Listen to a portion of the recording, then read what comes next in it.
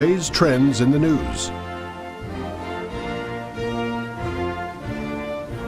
Hi, this is Gerald Celente. It's Friday, April 1st, 2016, and here are some of today's trends in the news. I have an important announcement to make. Donald Trump, it looks like he's out of the race. Woo!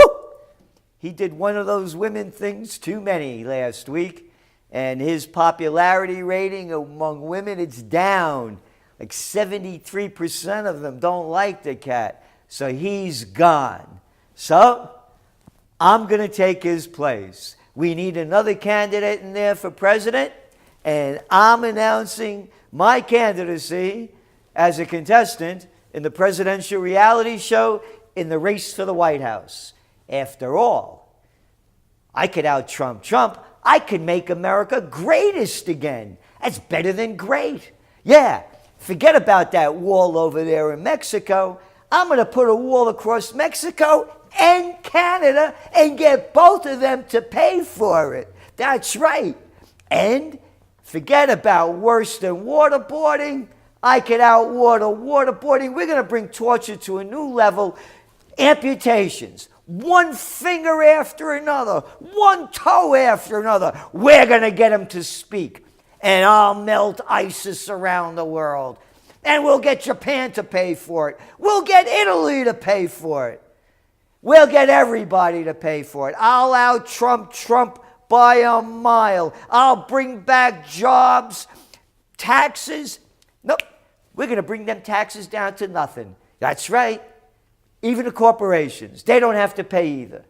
Because when America becomes greatest again, you just leave it to me. It'll be amazing. It'll be absolutely amazing. So the only competition out there that I really see is Bernie. And I could out-Bernie Bernie. I mean, Bernie, he was just over there in the Bronx. And he said, in the Bronx, I was born in Brooklyn? Hey, Bernie, I was born in the Bronx. Yeah. And I'm going to give you not only free education, and I'm going to give you free health care, and your grandmother is going to live like a princess after she retires, because that's the way it should be. I'm going to give you a Cadillac in every garage. I'm going to give you a chicken in every pot. And we're going to make the billionaires pay for it, because this country has to be equal, and I can out-equal that. We're going to give you free sex. Well, almost free, because you got to pay for it one way or another. Hey, it's April Fool's Day. Why would anybody want to run for president? And that's what it is, man. It's a fool's day. You watch this clown throw out those cheap lines. The cat's only doing another Obama, man. Bernie's doing Obama. Yeah, remember change you could believe in? Oh, you forgot that one, huh? How about a future you could believe in? That's what Bernie's using. BS Bernie, bringing up Obama, man. From Bernie to Obama, from Obama to Bernie. It's April Fools. Anyway, let's go on to the markets.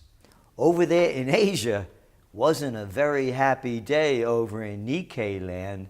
Yeah, that Nikkei landed down over 3%. Hang Seng, it was down, but then at the end of the day, in comes that national team. Move back up a bit. Hang Seng, a little lower. Across Europe, lower.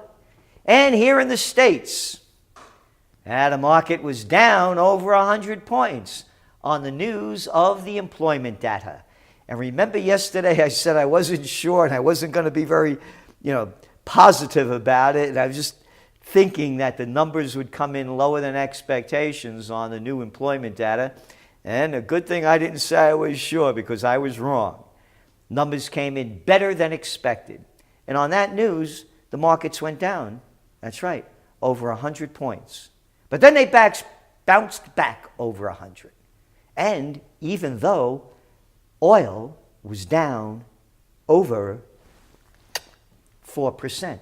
So I don't hear the prostitutes talking on the business media about the connection between the markets and oil anymore.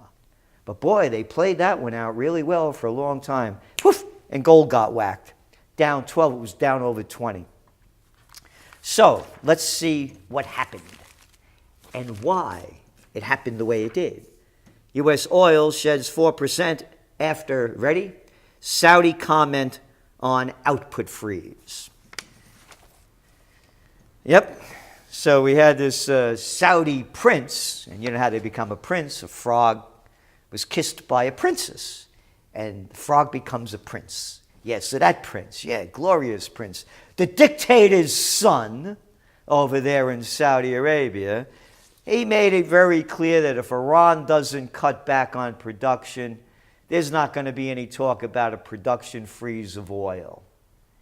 So again, they've been pumping this up on the upcoming meeting in April 17th, and it doesn't look like it's going to happen. So that's what brought oil prices up, and now they're moving back down. Futures slightly paired losses after oil field service firm Baker Hughes reported its weekly count of oil rigs operating in the United States fell by 10 to a total of 362. You ready for this? At this time last year, drillers had 802 rigs in U.S. oil fields. 802. And now we're down to 336. I mention this because when they keep talking about an oil freeze of production, once prices go back up, man, these rigs start pumping again. And now you multiply this by the rest of the world. So I don't see oil prices going up beyond the range that we were talking about. In the low 30s, even back into the 20s, the high 20s, up to maybe the 50s. That's it. But remember, it was at $115 a barrel back in June of 2014. And I mentioned about the employment gains and the employment numbers. Just to make this clear, as of today, our nation faces job losses still of 1.5 million people if you want to return back to pre-recession levels. So just to put that in perspective. Now let's look at where the jobs came from. Construction employment added 37,000 jobs. Wait a minute, didn't I see and read in this past week and last week, new home sales in February were down 7.1%. Excuse me, existing home sales were down 7.1%. And new home sales, when you pull out the West, were down 8%. So how is all these construction jobs going to keep going? The other great gainers were 37,000 jobs in healthcare. Great. They don't pay anything. That could give you a middle-class living. Other ones, employment continued to trend up in food service and drinking places, where 25,000 jobs were added. That's called waitresses, bartenders, dishwashers, and people working in restaurants. Mining employment declined 12,000 jobs, a loss of 185,000 over the year. Employment in manufacturing, that's where the money is, down nearly 30,000 jobs. But retail was the big one. They added 48,000 jobs. So, they added 48,000 jobs, but Macy's, Kohl's, all these companies are closing joints. And I read the data, and you saw it in your Trends Monthly. What was consumer spending in February? The grand total rise of 0.1%. What was it in January? The grand total up 0.1%. So how are they creating jobs in retail? And even if they are, they don't pay much at all. So there you go. That's on that front of what's really nothing more than, I believe, numbers that show where America is. The numbers are probably real. The labor force participation rate, ticked up a tiny percentage point, but it's still back to 1970s lows. And the jobs that are being created are not living wage jobs. You can't save anything, and you can't make enough to build anything bigger. Political tensions steer central banks to gold. Heightened geopolitical tensions and a push for diversification in reserve assets led central banks' net purchases of gold reaching 483 tons in 2015, the second highest annual total since the end of the gold standard. And China and Russia are among the big buyers. And then you look at gold, it's had they say its best month in some 30 years in terms of growth. Gold prices rose 16% for the first 3 months of the year, the biggest leap since 1986. And of course, as countries were buying it, other countries that are desperate, like Venezuela, Colombia, El Salvador, they were selling it. So, you know us, think for yourself. Going back to the stocks going up not on news of real price discovery. Here is another fact. You read it in your Trends Monthly. You could read it again and hear it again right now. First quarter earnings for S&P 500 companies are forecast to slump 8.5% from the same period last year, according to FactSet. Shares already are more expensive than their historical averages after 7 years of a bull market. Not a bull market, a bullshit market. A bullshit market driven up by quantitative easing, zero interest rate policies that have enriched the filthy rich, because you look at that number, just what I just read to you, where the increase of a bull market has come, 95% of that wealth, it's a fact, went to the 1%. But when I'm elected, I'm going to make sure that the 1% gives you back. Yeah, Bernie, how about you save your Brooklyn Act for the guys on Coney Island?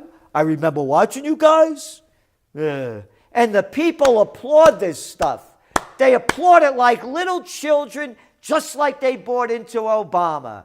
Hope and change you could believe in. Yep. A future you could believe in. Same fraud, different name.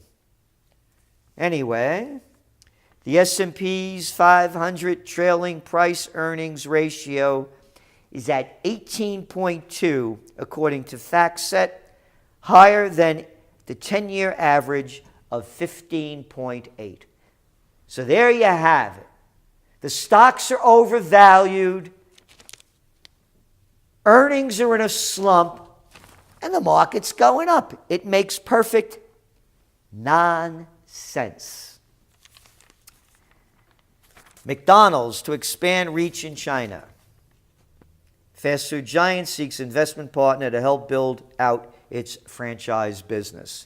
Interestingly, just tying in with this, is 1 in 8 adults now obese, global survey. Yeah, keep spreading that junk food out there.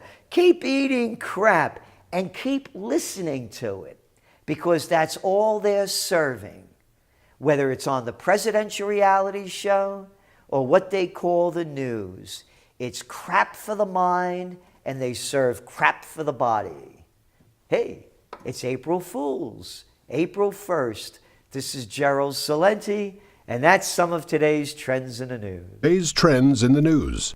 Hi, this is Gerald Celente. It's Tuesday, July 5th, 2016, and here are some of today's trends in the news. On the market fronts, after the holiday weekend, things don't look so good. Over there in Asia, kind of like that. Nikkei down, Shanghai up a little bit, Hang Seng down. Same thing over there in Europe. DAX down, FTSE up, CAC down. Over here in the States, down. NASDAQ and the Dow. And oil, whoop, took a hit. Gold, shining bright. So let's see what happened here. Here's one thing going on in China over the weekend. China's June Caixin manufacturing PMI falls to 48.6 from 49.2 in May. And that means manufacturing's not so good. Just another month of downtime. Overall economic conditions in the second quarter are considerably weaker than the first, which means there has been no easing of the downward pressure on growth. Against the backdrop of turbulent external environment, and in order to avert a sharp economic decline, the government must strengthen its proactive fiscal measures while continuing to follow prudent monetary policy, said the Director of Macroeconomic Analysis at CEBM Group. But some other numbers were better over there in China. The Caixin China Service PMI, remember one was manufacturing, this one's services, that was up. 11th month high in June at 52.7 from 51.2 the prior month.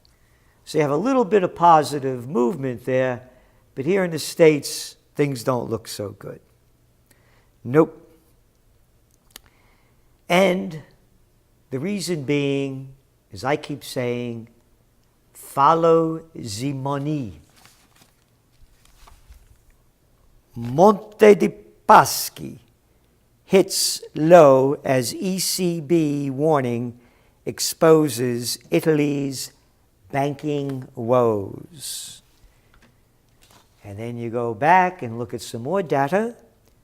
On Monday, the European Central Bank opened the door for state aid for Eurozone banks, with Italy in talks with the European Commission over a plan to recapitalize Italian lenders with public money.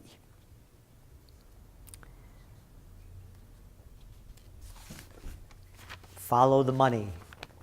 Worries grow at two big banks. Deutsche Bank shares tumble after International Mafia Federation, a monetary fund, calls it the riskiest financial institution in the world. This is Deutsche Bank. The International Monetary Fund called the German bank the riskiest financial institution in the world as a potential source of external shocks to the financial system. The IMF report helped send the bank's stocks down to its lowest price in more than 30 years. And Deutsche Bank shares closed down in Europe. 45% this year. Deutsche Bank and other shares have plummeted Friday and Monday in the aftermath of the UK referendum to leave the EU. The IMF said that among the global banks, Deutsche Bank appears to be the most important net contributor to systemic risks, followed by HSBC and Credit Suisse. And then they go on over here in this Wall Street Journal article, Brexit casts shadow on building boom. And you're looking at all these financial institutions that are leaving or planning to or talking about leaving the UK. The Goldman Sachs headquarters is one of at least 20 buildings being built by foreign financial service companies that were expanding in London ahead of the vote. The stakes are high for both Britain and the banks. Financial services contribute 18% to London's economy, and construction and real estate make up about an additional 17%. London could lose 100,000 jobs to continental Europe, according to estimates from Jefferies International. Think about this. Jobs that are created and real estate that is owned by financial institutions. They're making nothing other than digital money printed on nothing and backed by nothing in what adults call the gambling institutions. And that's what's driving the economy. Follow the money. You can see where this is heading, and it's not a happy ending. Oil plunges 4.9%, ends at $46.60 on economic jitters. Again, we've been saying this over and over again. All these supply cuts are temporary. The bigger news is the global economy. So there's more unrest going on in Nigeria. They bombed a couple of more pipelines, but prices are going down because there is a global slowdown. Bank of England to UK bankers, start lending. Even before, and this is important, they're telling the banks to put out more money. Everybody's blaming it on the Brexit. But here's the deal. Even before this vote, the UK was slipping into another recession.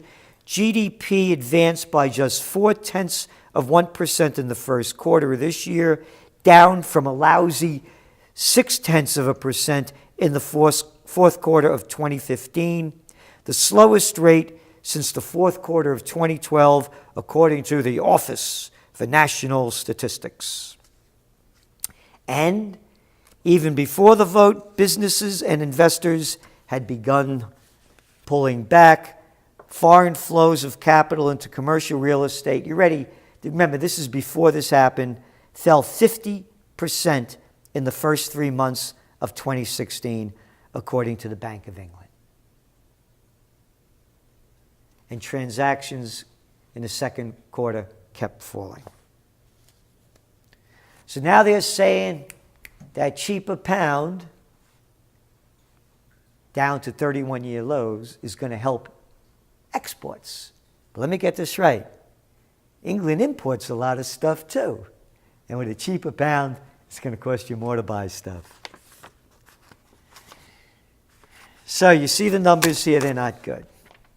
On to some international news. U.S.-backed Syrian rebels accused of torture and summary executions, according to Amnesty International. The report singles out 3 of U.S.-backed groups as being involved in torture and abuse of minorities and peaceful activists, along with carrying out summary executions of captured pro-government fighters. Well, they should kill those pro-government fighters because, hey, these is just moderate rebels. Isn't that what Obama calls them? Isn't that what Hillary Clinton calls them? Isn't that what the media calls them? They're murderers. Hey, but we should tell other countries what to do, and we do, because we are the exceptionals. Baghdad bombing adds to doubts about Iraq security. Over the weekend, 215 people killed, 175 wounded. Another story here. A rocket barrage hit a place near Baghdad International Airport on Monday. That was over the weekend, what I just read. More people killed. I tell you, the world is better off without Saddam Hussein. Remember they said that? That's right. Bush, Cheney, Rumsfeld, Mickey Mouse and all the prostitutes that just kept pumping it out there. Another illegal war based on lies, destroying an entire nation that did nothing to America. And now they've turned it into a hellhole.